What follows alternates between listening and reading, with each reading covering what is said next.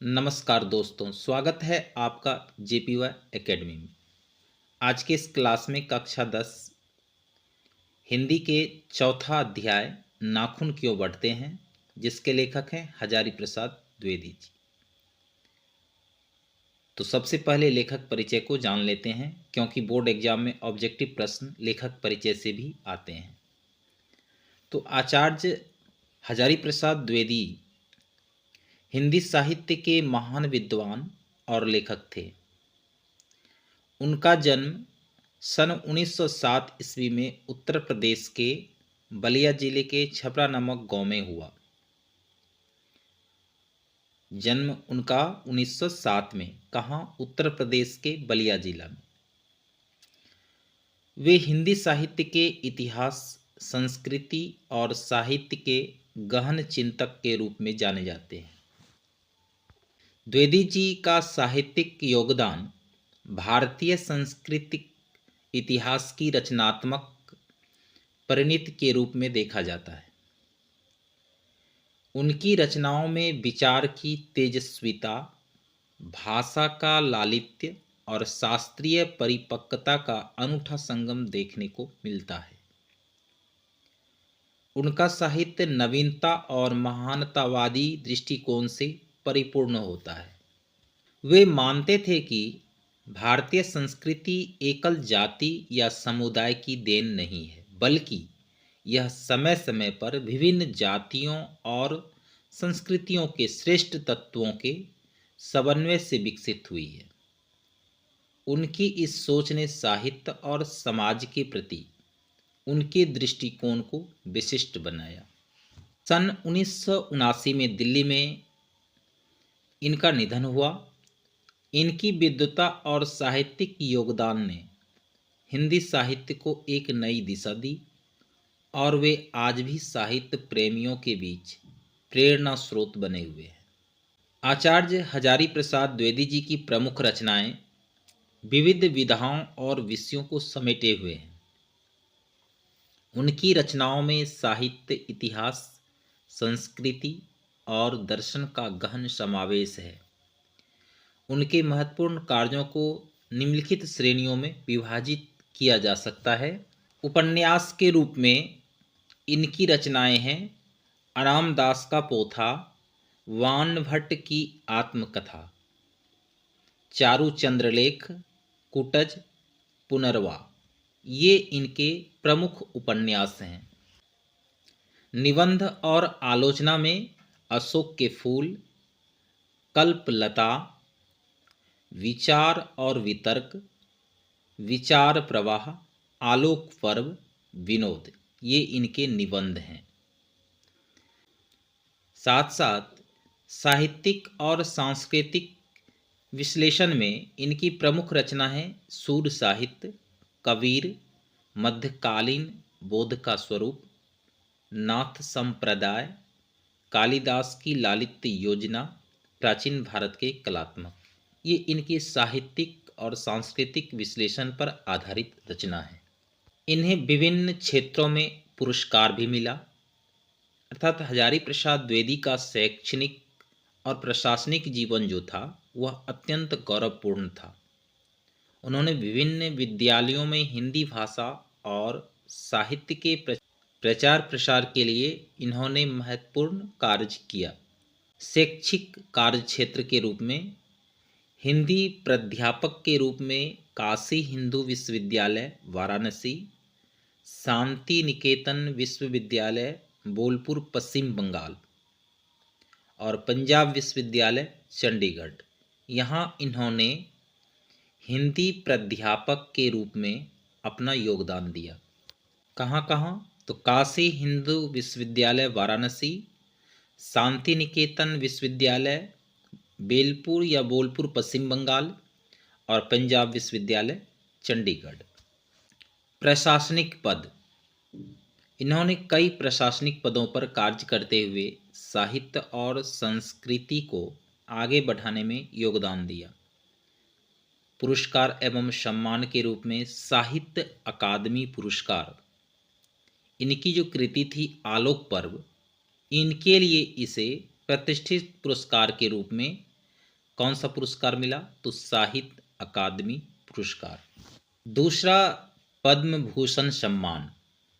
साहित्य और शिक्षा के क्षेत्र में उत्कृष्ट योगदान के लिए भारत सरकार द्वारा ये पुरस्कार दिए जाते हैं। कौन से? तो पद्म भूषण सम्मान इन्हें भी प्राप्त हुआ। तीसरा, डॉक्टर ऑफ लिटरेचर, जिसका शॉर्ट नेम होता है डीलिट, की उपाधि। तो यह उपाधि लखनऊ विश्वविद्यालय द्वारा प्रदान की गई, जो उनके विद्वतापूर्ण कार्यों और साहित्यिक उपलब्धियों का प्रमाण है। अब नाखून क्यों बढ़ते हैं, जो एक प्रकार का निबंध है, उनके पाठ का सारांश को अब समझते हैं। अब पाठ का सारांश अर्थात चौथा पाठ, नाखून क्यों बढ़ते हैं, ठीक है, जो एक प्रकार का निबंध है। तो आइए पाठ के सारांश को समझते हैं। यह सवाल वाकई सोचने पर मजबूर करता है कि नाखून चाहे कितनी बार काटो वे फिर बढ़ जाते हैं। यह सवाल लेखक से पूछा जाता है कि नाखून क्यों बढ़ते हैं। तो बाकी ये सवाल सोचने पर मजबूर करता है कि नाखून चाहे कितनी बार काटो वे फिर भी बढ़ जाते हैं। इसका कारण इंसान की आदिम प्रकृति में छिपा है। लाखों साल पहले जब इंसान जंगली था, उसे अपनी रक्षा के लिए नाखून की जरूरत होती थी। उस समय नाखून ही उसके सबसे सहज और प्रभावी हथियार थे, जो उसे शिकार करने और खुद को सुरक्षित रखने में मदद करते थे। धीरे धीरे इंसानों ने नाखून के अलावा दूसरे साधन भी हथियार के रूप में इस्तेमाल करना शुरू कर दिए। पहले पत्थर के टुकड़े और पेड़ों की डालियां उसकी मदद करने लगे। इसके बाद उसने हड्डियों से हथियार बनाना सीख लिया। इसका एक प्रसिद्ध उदाहरण है इंद्र द्वारा दधीची की हड्डियों से वज्र बनाना, जो उस समय की सोच और जरूरत को दर्शाता है। तो इंसान का यह विकास उसे अधिक सक्षम और सुरक्षित बनाता गया। समय बीतने के साथ इंसान ने धातु से हथियार बनाना शुरू किया और फिर तकनीक ने उसे बंदूकें, कारतूस, तोप, बम और बम वर्षक हवाई जहाज तक पहुंचा दिया।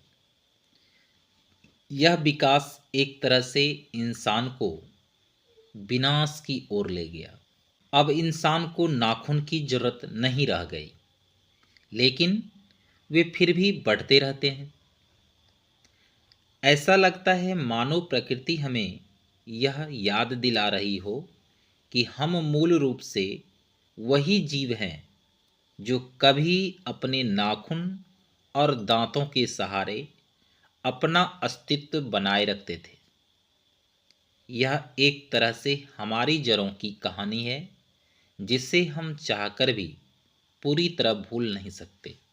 आज के समय में इंसान अपने बच्चों को नाखून बढ़ाने पर डांटता है, लेकिन आदिम युग में यही नाखून उनकी जरूरत थे और उन्हें नष्ट करने पर डांट पड़ती होगी। नाखून दरअसल मनुष्य की पुरानी पशु प्रवृत्तियों का प्रतीक है। इंसान ने भले ही सभ्यता की ओर कदम बढ़ा लिए हो और अपनी पशुता को मिटाने की कोशिश की हो, लेकिन यह पूरी तरह खत्म नहीं हो पाई है। नाखून की तरह यह पशुता भी उसके भीतर कहीं न कहीं जिंदा रहती है, जिसे वह चाहकर भी पूरी तरह समाप्त नहीं कर सकता। एक समय की बात है, एक प्राचीन ऋषि ने मानव जीवन का गहराई से अध्ययन किया। उन्होंने देखा कि मनुष्य के शरीर और मन में कई आदतें ऐसी हैं जो पुराने समय की पशु प्रवृत्तियों का परिणाम है, जैसे नाखून और केशों का बढ़ना। उन्होंने सोचा यदि मनुष्य इन प्रवृत्तियों पर विचार करे तो अपनी असली प्रकृति को पहचान सकता है। लेकिन आज का मानव इन पर ध्यान नहीं देता। वह यह भी नहीं समझता है कि नाखून बढ़ाने और अस्त्र बनाने की जो प्रवृत्ति एक ही है, मनुष्य ने पशुता का त्याग किया है।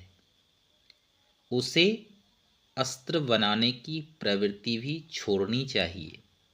इसी बीच ऋषि ने भाषा पर ध्यान दिया। उन्होंने देखा कि भारतीय संस्कृति में स्व का बंधन हमेशा से महत्वपूर्ण रहा है। इंडिपेंडेंस का सही अर्थ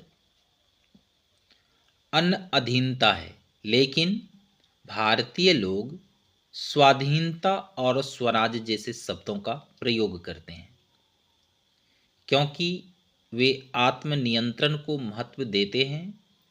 ऋषि ने यह भी कहा, हमारी पुरानी परंपराएं मूल्यवान हैं, लेकिन आधुनिकता के नाम पर उन्हें त्यागना ठीक नहीं। हमें परंपराओं की अच्छी बातों को अपनाना चाहिए। भारत में विभिन्न जातियां और धर्म थे जो आपस में लड़ती झगड़ती थी। फिर भी ऋषियों ने देखा कि इन सब में संयम, श्रद्धा और त्याग जैसे गुण समान हैं। उन्होंने निष्कर्ष निकाला कि यही गुण मनुष्य को पशु से अलग करते हैं। ऋषि का संदेश था कि मनुष्य को अपनी प्रवृत्तियों और संस्कृति के बीच संतुलन बनाकर जीवन जीना चाहिए। तो इस प्रकार यह पाठ मानव जीवन में मूल्यों और आदर्शों की महत्ता को उजागर करता है।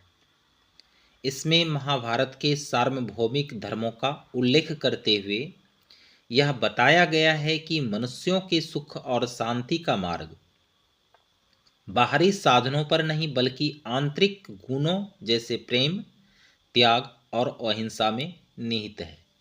गांधी जी के विचारों पर चर्चा करते हुए यह संदेश दिया गया है इस पाठ में कि हिंसा, झूठ, क्रोध और द्वेष को त्याग कर और प्रेम तथा त्याग को अपना कर ही मनुष्य अपनी सच्ची मानवता को प्राप्त कर सकता है। हालांकि यह विडंबना है कि उन्हें खुद हिंसा का शिकार होना पड़ा। अंत में लेखक ने नाखून और पूंछ का रूपक देकर यह बताया कि जैसे समय के साथ मनुष्य की पूंछ झड़ गई, वैसे ही एक दिन उसकी पशुता भी समाप्त हो सकती है। इसका आशय यह है कि मनुष्य को अपनी वास्तविक प्रवृत्तियों को नियंत्रित करना चाहिए और प्रेम, मैत्री और सबकी भलाई जैसे गुणों को अपने जीवन में स्थान देना चाहिए। तो दोस्तों, ये था नाखून क्यों बढ़ते हैं पाठ का लेखक परिचय और कहानी का सारांश। वीडियो पसंद आए तो लाइक, सब्सक्राइब एंड शेयर जरूर करें। धन्यवाद।